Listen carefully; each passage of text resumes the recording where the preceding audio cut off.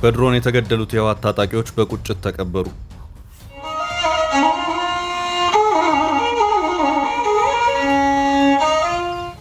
ክብርን መንግስተ ሰማያትን የዋርሰው መብል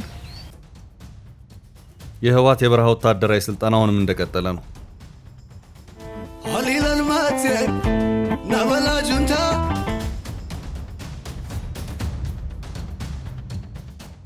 አንቀጽ 39 አነጋጋሪ የኢትዮጵያ ህገ መንግስት አንቀጽ ሊነካ ነው። አንቀጽ 39 ማለት አንድ ልጅ ጋብቻ ሲያገባ የሰርጉ ቀን የጋብቻውንም ሰነድ የፍቺውንም ሰነድ ኪሱ አድርጎ እንደመሄድ ማለት ነው። ሁለት መረጃዎችን አካተን ይዘናል።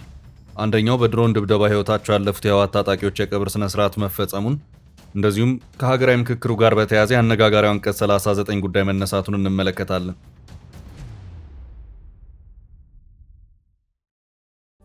ካንጋሮ ሪል ስቴት በወለል አንድ ቤት ብቻ የሆኑ G+4 አፓርትመንት ከቦሌ በ5 ደቂቃ ርቀት በምትገኘው ቦሌ ቡልቡላ አቀረበ። ግንባታቸው 70% የደረሰና በአንድ ዓመት የሚረከቧቸውን ባለ 2 መኝታ 107 ካሬ 4 ሚሊዮን 30% ቅድመ ክፍያና በ13.6 ሚሊዮን ብር ሙሉ ክፍያ እንዲሁም ባለ 3 መኝታ 130 ካሬ 4.7 ሚሊዮን 30% ቅድመ ክፍያና በ15.6 ሚሊዮን እስከ 16.3 ሚሊዮን ብር ሙሉ ክፍያ የራሱ ያድርጉ። ካንጋሮ ሪል ስቴት ለ50 ዓመታት በስኬታማ የቢዝነስ እንቅስቃሴዎች የሚታወቀው ግዙፍ የካንጋሮ ኢንዱስትሪያልስ እህት ኩባንያ ነው። ለበለጠ መረጃ 0964 25 29 ይደውሉ።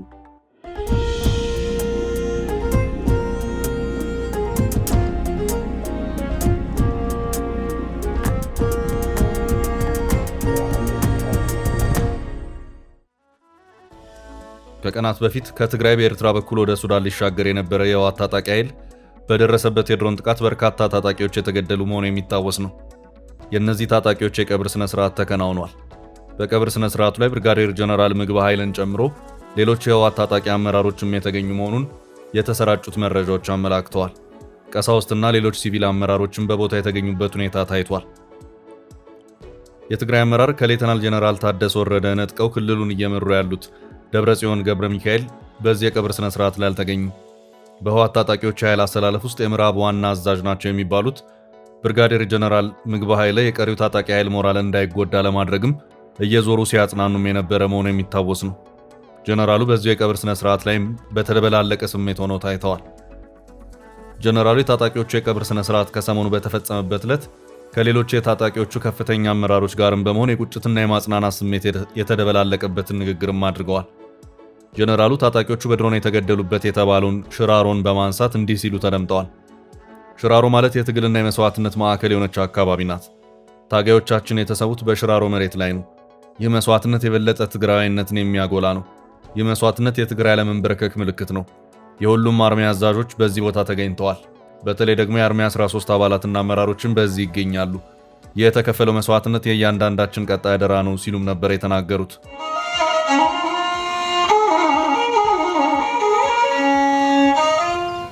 ክብርን መንግስተ ሰማያትን የዋርሰው መብል አሁን ባለው ሁኔታ ትግራይና ሱዳን በድንበር ስለማይጋሩ ታጣቂዎቹ ወደ ሱዳን ሊሻገሩ የነበረው በኤርትራ በኩል አድርገው ነበር። ሆኖም ታጣቂዎቹ ሽራሮ የተባለው ቦታ እንደደረሱ ግን ድንገተኛ የድሮን ጥቃት ብዙዎችን በህይወት እንዳይኖሩ አደረጋቸው። ምቱ ከባድ በመሆኑም የደረሰውም የጉዳት መጠን ከፍ ያለ እንደሆነም ይነገራል። ይህንኑ ያልታሰበ የድሮን ጥቃት ተከትሎም ህወሓት በቁጭት መግለጫ ያወጣ መሆኑ የሚታወስ ነው። የደረሰውን ጉዳት ተከትሎ በርካታ መረጃዎች በስፋት በመሰራጨታቸው በህወሓት ታጣቂዎች ውስጥም ከፍ ያለ የስነ ልቦና የመረበሽ ስሜት እንደተፈጠረ ሲወጡ የነበሩት መረጃዎች አመላክተዋል። ከትግራይ ተነስቶ በኤርትራ በኩል አቋርጦ ከዚያም ሱዳን ሊገባ የነበረው የህወሓት ታጣቂ ኃይል ጥቃት የደረሰበት በዋነኝነት አርሚ 13 የተባለው ሲሆን የጉዞው ዓላማም ሱዳን ላይ ያለውንና አርሚ 7 የተባለውን ኃይል መቀላቀል ነበር። በሱዳን የሚገኘውና አርሚ 7 የተባለው ኃይል ህወሓት በዚያው በሱዳን ያደራጀውና በተወሰነ ደረጃም በጀነራል አልቡርሃን የሚመራው የሱዳን ብሔራዊ ጦር ላለበት የሱዳን ውጊያ እየተጠቀመበት ቁጥሩን ያመናመነው እንደሆነም ይነገራል። ባለበት ከባድ የእርስ በእርስ ጦርነት ከፍተኛ ቁጥር ያለው የሰው ኃይል የሚያስፈልገው የሱዳን ብሔራዊ ጦር በጀነራል መሐመድ ሐምዳን ዳጋሎ ከሚመራው የፈጥኖ ደራሽ ጦርና ጆሴፍ ኮኒ ከሚባለው የሰሜን ሱዳን ነጻነት ጦር ጋር እያደረገ ካለው ፍልሚያ ጋር በተያያዘ የትግራይ ተዋጊዎችን ሲጠቀም ታይቷል። አልፎ አልፎም ቢሆን በማህበራዊ ሚዲያዎች የሚታዩት ተንቀሳቃሽ ምስሎች ይህንኑ የሚያሳዩ ሆነዋል። አንዳንዶች ታጣቂዎች በህወሓት የሰዎች ዝውውር ለሱዳን ተላልፈው የተሰጡ ናቸው ሲሉም ይሰማሉ። በዚህ በኩል ጥርት ብሎ የወጣ መረጃ የለም። አርሚ 7 የተባለውና በሱዳን የሚገኘው የህወሓት ጦር ሱዳንን በመንደርደሪያነት በመጠቀም ኢትዮጵያን አጠቃለሁ የሚል ነው። ህወሓት ተከዜ ማዶ ተንደርድሬ ወልቃይትና አካባቢውን እቆጣጠራለሁ፣ የትግራይን የግዛት አንድነት አስመልሳለሁ እያለ ሲሆን ይህም የሱዳን ኃይል በሌላ አቅጣጫ ተመሳሳይነት ያለው ጥቃትን እንዲያካሄድ የታሰበ መሆኑም ይነገራል። ከዚህ ቀደም በነበረው ቅድመ ፕሪቶሪያ 2 ዓመታት ጦርነት ከዚሁ ከሱዳን አቅጣጫ እየተንደረደረ ጥቃት ሲሰነዝር የነበረና ሳምረ በመባል የሚታወቅ የህወሓት ታጣቂ ክንፍ የነበረ መሆኑ የሚታወስ ነው። በዚህ ዙሪያ ያለውን መረጃ ካደረስናችሁ አሁን ደግሞ ዳግም ስለተነሳውና በኢትዮጵያ ህገ መንግስት ውስጥ በእጅጉ አነጋጋሪ ስለሆነው አንቀጽ 39 የተወሰኑ መረጃዎችን እናጋራችሁ። አንቀጽ 39 ማለት አንድ ልጅ ጋብቻ ሲያገባ የሰርጉ ቀን የጋብቻውንም ሰነድ የፍቺውንም ሰነድ ኪሱ አድርጎ እንደመሄድ ማለት ነው። ወሳኝ በሆኑ ሀገራዊ ጉዳዮች ላይ ሀገራዊ መግባባትን ለመፍጠር በሚል በሀገር አቀፍ ደረጃ የውይይት አጀንዳዎችን ሲያሰባስብ የቆየ የኢትዮጵያ ሀገራዊ ምክክር ኮሚሽን ከሰበሰባቸው አጀንዳዎች ውስጥ የተወሰኑትን ጨምቆ በማውጣት በቀጣይ ሐምሌ ሊካሄድ ነው ባለው ሀገር አቀፍ ጉባኤ ለውይይት ይፋ የሚሆኑ 8 ዋነኛ አጀንዳዎችን በትላንትናው ዕለት ይፋ አድርጓል። ከነዚህም አጀንዳዎች መካከል ኮሚሽኑ ይፋ ካደረጋቸው የምክክር አጀንዳዎች መካከል የመንግስት አደረጃጀት ስርዓት አይነትና በህገ መንግስቱ አንቀጽ 39 የተደነገገው የራስን ዕድል በራስ የመወሰን መብት ጉዳዮች የተካተቱበት ሁኔታ ታይቷል። አንቀጽ 39 አሁን በስራ ላይ ካለው የኢትዮጵያ ህገ መንግስት ጋር በተያያዘ በብዙ ያነጋገረ የህገ መንግስቱ ክፍል ነው። አንቀጹ የብሔር ብሔረሰቦችን መብት እስከ መገንጠል እስካለው ጫፍ ድረስ መፍቀዱ ዋነኛ ዓመታት የመነጋገሪያና የፖለቲካ ጭቅጭቅ አጀንዳ አድርጎት ቆይቷል። በዚህም ይህ አንቀጽ ከዚህ ህገ መንግስት ፈጽሞ መሰረዝ አለበት ከሚሉት ጀምሮ የለም የህልውናችን ዋስትና ነው የሚሉት አካላትም አሉ። በኢትዮጵያ ምርጫና ሌሎች የክርክር መድረኮች ላይ አንቀጽ 39 ዋነኛ የክርክር ማዕከል ሆኖ ያልተነሳባቸው አጋጣሚዎች አልነበሩ። አሁንም በሀገራዊ ምክክሩ አንዱ አጀንዳ ሆኖ ብቅ ብለዋል። አንቀጹ ለኢትዮጵያ አንድነት አደጋ ነው፣ ቀሪ መሆን አለበት ወደሚለው መግባባት ላይ ከተደረሰ ቀጣዩ ስራ የሚሆነው ህገ መንግስቱን ማሻሻል ነው።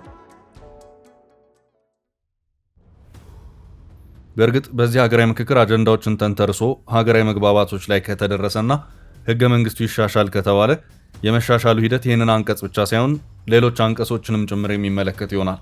ኮሚሽኑ የመንግስት አደረጃጀትና ቅርጽ የሚል ርዕስ የተሰጠው ሁለተኛው አጀንዳ ኢትዮጵያን የፖለቲካ ስርዓት፣ የፖለቲካ ውክልናና የምርጫ ስርዓት የሚዳስሱ ጉዳዮች ተካተውበታል።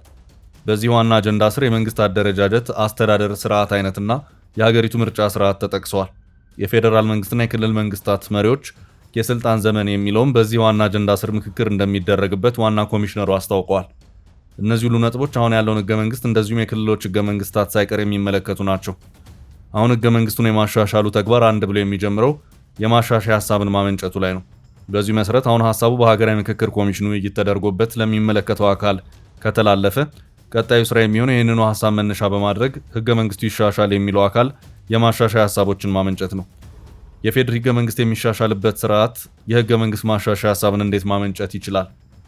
የህገ መንግስቱ ክፍሎች እንዲሻሻሉ ሀሳብ የማመንጨት ስልጣን የየትኛው የመንግስት እርከን ስልጣን እንደሆነ ህገ መንግስቱ በግልጽ እንደማያስቀምጥ በህግ ዙሪያ ያሉ ምሁራን ይናገራሉ።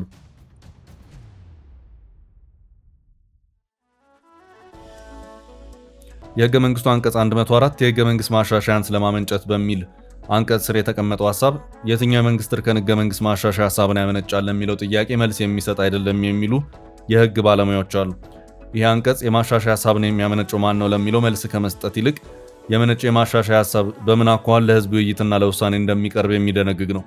ይሁን እንጂ ከሌሎች የህገ መንግስቱ ድንጋጌዎች መረዳት እንደሚቻለው ማንኛውም የህግ መጽደቅ ሂደት ለምክር ቤት የሚቀርበው በህዝብ ተመርጦ ስልጣን በያዘ አስፈጻሚ አካል አማካይነት በመሆኑ የህገ መንግስት ማሻሻያ ሀሳብ ማመንጨት የሚችለውም ይሄው አስፈጻሚ አካል ነው ተብሎ ሊወሰድ ይችላል። የመነጨው የህገ መንግስት ማሻሻያ ሀሳብ ለህዝብ ውይይት እንዴት ይቀርባል? የመነጨው የማሻሻያ ሀሳብ በምን አኳኋን ነው ለህዝብ ውይይት የሚቀርበው የሚለውን በተመለከተ ማንኛውም በአስፈጻሚው አካል የመነጨ የህገ መንግስት ማሻሻያ ሀሳብ ለህዝብ ውይይት ሊቀርብ አይችልም። ይልቁኑ በሚመለከታቸው የፌዴራል ወይም የክልል ምክር ቤቶች ቀርቦ መጽደቅ ይኖርበታል። አንድ የመነጨ የህገ መንግስት ማሻሻያ ሀሳብ በሁለት መንገዶች ወደ ህዝብ ውይይት እንዲመራ ሊጸድቅ ይችላል። በህገ መንግስት አንቀጽ 104 መሰረት የህዝብ ተወካዮች ምክር ቤትና የፌዴሬሽን ምክር ቤቶች በ2/3 ድምፅ ሲደግፉት ከፌዴሬሽኑ አባል ክልሎች 1/3 እንደዚሁም በክልል ምክር ቤቶቻቸው ሲያጸድቁት ነው። እናም ከሀገራዊ ምክክሩ ባሻገር ከበድ ያለ አጀንዳ መሆኑ የሚታየው ህገ መንግስቱን የማሻሻሉ ሂደት ነው።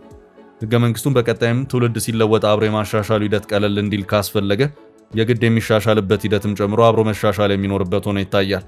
አሁን ባለው ሁኔታ ወደ ህገ መንግስት መሻሻል የሚወስደው መንገድ የሆነው የኢትዮጵያ ሀገራዊ ምክክር ኮሚሽን ላለፉት 4 ዓመታት በመላ ሀገሪቱና በውጭ ሀገር የሚኖሩ ዜጎችን በማሳተፍ ሲያከናውን የቆየውን እጅግ ሰፊ አጀንዳ ማሰባሰብ ሂደት አጠናቆ የሐምሌ 8 የምክክር ጉባኤ መሰረት የሚሆኑ 8 አበይት አጀንዳዎችን ይፋ አድርጓል። የኮሚሽኑ ሰብሳቢ ፕሮፌሰር መስፍን አርአያ በአድዋ መታሰቢያ ሙዚየም ተገኝተው በሰጡት መግለጫ እነዚህ አጀንዳዎች ከ200 ሺህ በላይ ከሚሆኑ ዜጎች ከፖለቲካ ፓርቲዎችና ከሲቪል ማህበራት የተሰበሰበው የልዩነትና የመፍትሄ ነጥቦች መሆናቸውን አረጋግጠዋል። በምክክሩ ጠረጴዛ ላይ የሚቀመጡት 8ቱ አጀንዳዎችና ዝርዝር ትንታኔያቸው እንደሚከተለው ቀርበዋል። በዚሁ መሰረትም በመጀመሪያ የሀገር ግንባታ ጉዳይ የሚለው ተመልክቷል።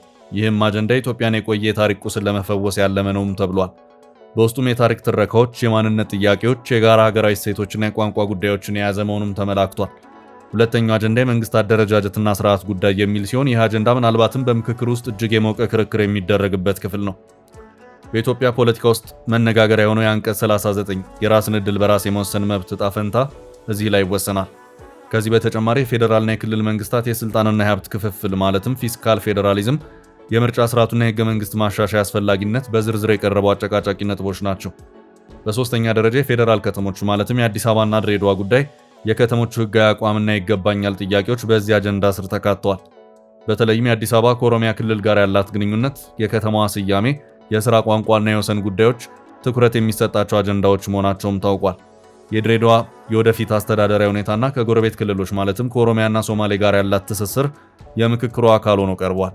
በዚህ መልኩ ሌሎች ቀሪ የ8ቱ አጀንዳዎች አካል የሆኑም ተጨምቀው ለቀጣይ ሀገራዊ ምክክር ውይይት የተዘጋጁ መሆኑ ተመላክቷል።